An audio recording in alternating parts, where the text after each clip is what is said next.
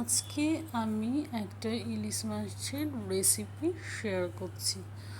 তো আমরা তো ইলিশ মাছ দিয়ে নানা পদ রান্না করি। আজকে আমি বানাচ্ছি ইলিশ মাছের ভর্তা।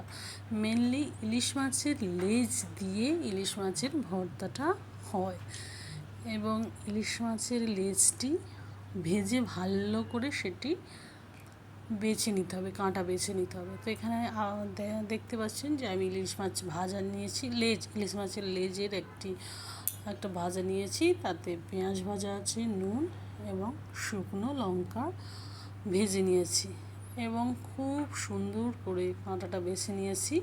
এবং যেমন হয় ভর্তা মানে তো আমাদের তো ওটা মাখতে হবে।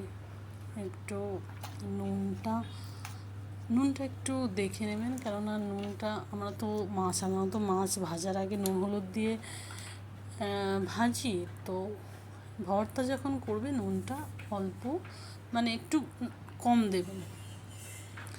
তো আমি ইলিশ মাছের লেজটি বাছার পর পেঁয়াজ ভাজা আর শুকনো লঙ্কা দিয়ে সেটি ভালো করে মেখে নিয়েছি।